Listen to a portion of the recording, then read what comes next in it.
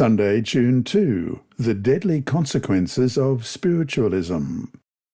The fable that death is really just entrance to a new stage of life is based on the concept of the soul's natural immortality.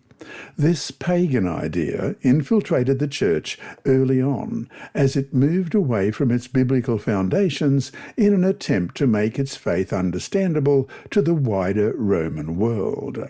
Ellen White writes in The Great Controversy, page 549, the theory of the immortality of the soul was one of those false doctrines that Rome, borrowing from paganism, incorporated into the religion of Christendom. End of quote.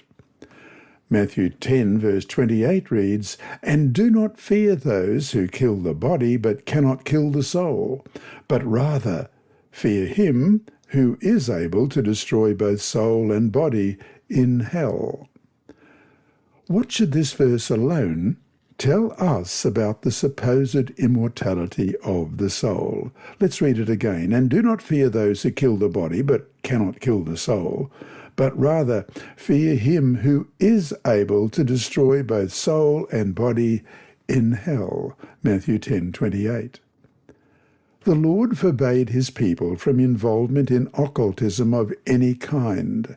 They were not to tolerate among them a medium or a spiritist or one who calls up the dead, as we read in Deuteronomy 18 verse 11. I'll read this from the New International Version. "Or cast spells, or who is a medium or spiritist, or who consults the dead." Such people were to be stoned to death, we read in Leviticus 20, verse 27.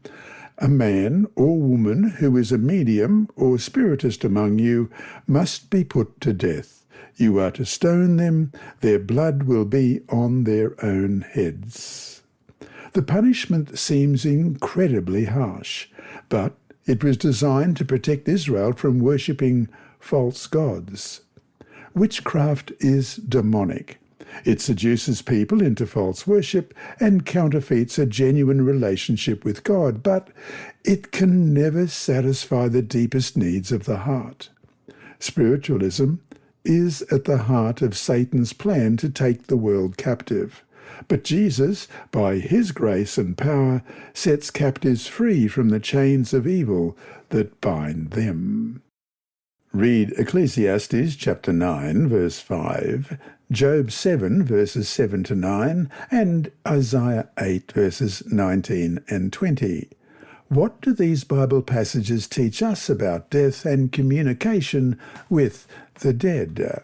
First of all, Ecclesiastes 9, verse 5, "For the living know that they will die, but the dead know nothing. They have no further reward, and even their name is forgotten." And Job 7, beginning at verse 7, "Remember, O God, that my life is but a breath. My eyes will never see happiness again. The eye that now sees me will see me no longer. You will look for me, but I will be no more. As a cloud vanishes and is gone, so one who goes down to the grave does not return." And Isaiah 8, beginning at verse 19. When someone tells you to consult mediums and spiritists who whisper and mutter, should not a people inquire of their God?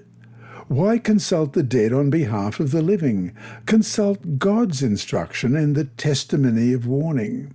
If anyone does not speak according to this word, they have no light of dawn. Though unbiblical, the belief that the dead go right to heaven at death has been around for so long and so firmly entrenched that it's very difficult for people to let go of it. People use a few texts that are taken out of context to try to justify the belief. But this false teaching leaves them with no protection against the deceptions Satan can foist on them, especially in the final crisis. And so to finish the day, what has been your experience with trying to explain the state of the dead to other Christians? What, if anything, have you found effective? This lesson was read by Dr. Percy Harold for Christian Services for the Blind, sponsored by the Sabbath School Department and distributed through Hope Channel Australia This podcast is also redistributed by Hope Channel Germany, Christian Record Services for the Blind. It is also available on SoundCloud and through multiple podcast distributors, including Apple iTunes. And you can listen and watch at the same time on YouTube. Remember, God is always faithful.